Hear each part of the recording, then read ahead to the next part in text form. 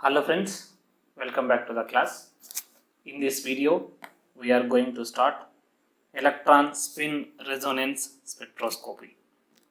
So friends, in this video, we are going to discuss about introduction of the ESR spectroscopy and the principle involved in ESR spectroscopy. So now the first topic is introduction. So friends, the ESR spectroscopy was first observed by the scientist Jaworski. The scientist Jaworski in 1944 by observing the spectra of manganese sulfate. Here he used 47.6 GHz magnetic field and 133.3 MHz radio frequency radiation. Now here the ESR spectra is applicable for molecules, atoms, ions or free radicals, but all these must have unpaired electrons. The ESR spectra is applicable for any kind of molecule, atoms, ions or free radicals, but one condition is there. The condition is the molecules, atoms, ions or free radical must have unpaired electron. That means they should have a single odd electron. So here in this case we are going to use the electromagnetic radiation. The electromagnetic radiation is microwave radiation. So the microwave radiation frequency ranges are from 0.1 to 100 centimeter. The microwave radiation frequencies are 0.1 to 100 centimeter, and this is again we are going to irradiate the sample in presence of applied magnetic field. So the ESR spectra is exactly similar to NMR spectroscopy.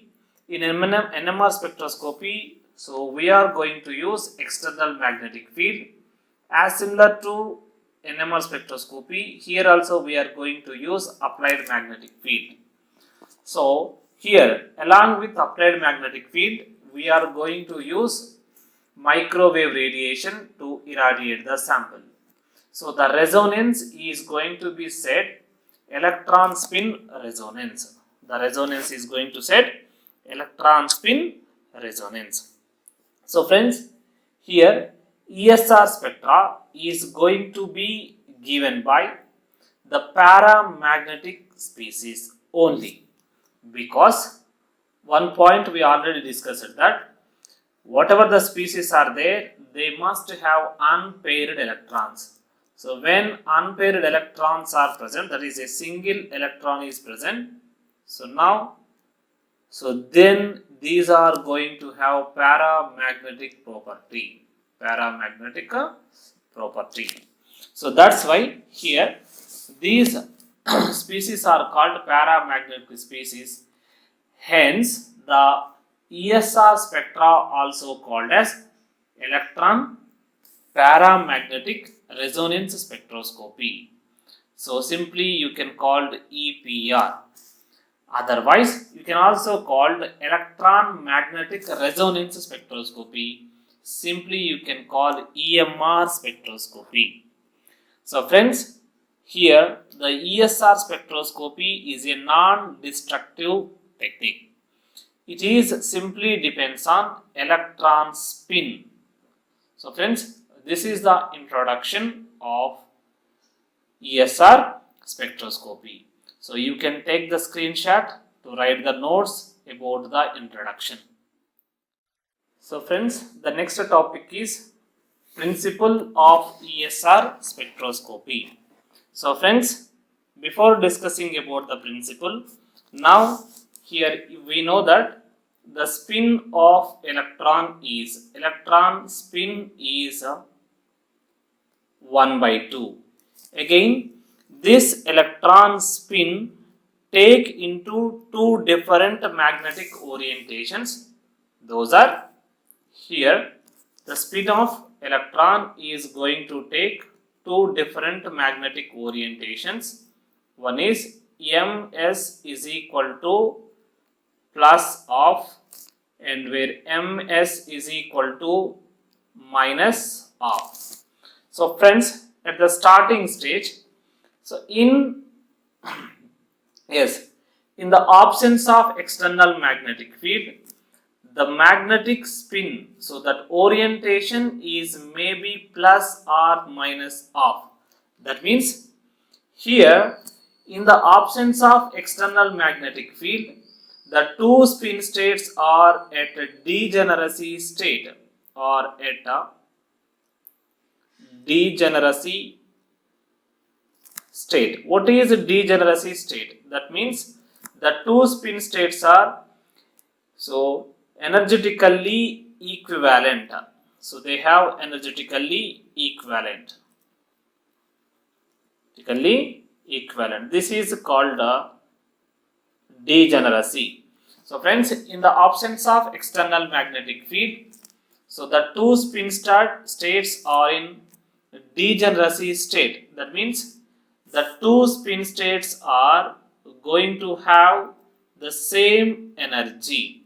But you see, when you apply external magnetic field, so now in the presence of external magnetic field, this degeneracy going to be lifted out. That means the energy of two spin states are not equal. That's why it is going to form two spin states. Here, one spin state is going to be aligned with the applied external magnetic field, that is going to have low energy. Once again, one spin state is aligned with the orientation of external magnetic field. That spin state is going to have low energy, where another one is going to oppose or against the applied external magnetic field, that is going to have high energy. So now you can observe that there are two spin states are formed here. This energy level you can say as energy level 1, you can say energy level 2. So now these two energy levels are separated clearly. That's why at this place energy level of first spin state is not equal to the second spin state. So that's why here we are calling degeneracy has lifted out. This is called degeneracy lifted out. So friends, here in between these two energy levels, so that is called delta E, difference between two energy levels, delta E is equal to h nu. So equal to G into beta into H, where this H is a Planck constant, nu is equal to frequency. So H is a Planck constant, nu is equal to frequency. So again, what is G here? G is called spectroscopic constant. G is called spectroscopic constant, where beta is Bohr magneton. H is called applied magnetic field or external magnetic field. So friends, if you want to get an ESR spectra, so then here the resonance should be takes place. That means here I written delta E is equal to h nu. So nu is referring the frequency of, here nu is referring frequency of, yes, microwave radiation.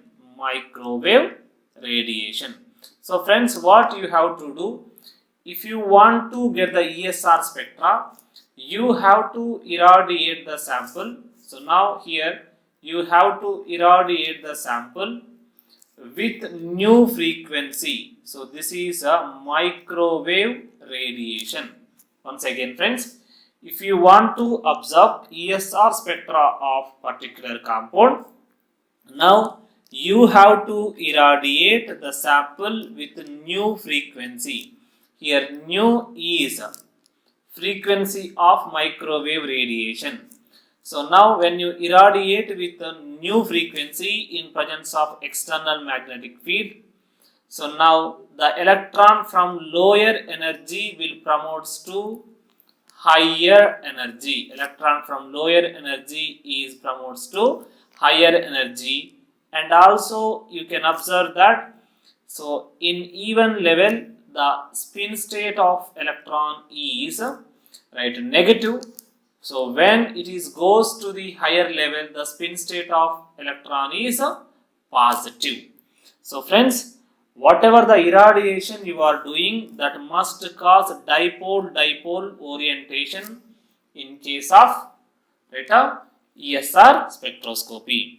So friends, so finally, if you want to observe the energy, so friends, if you want to observe the energy by the sample, so by the irradiation, so then it has to follow two conditions. The first condition is the energy difference between two states. So here the energy between two states. So here E2 minus E1, the energy between two states must match with energy of energy of irradiated light, microwave frequency light.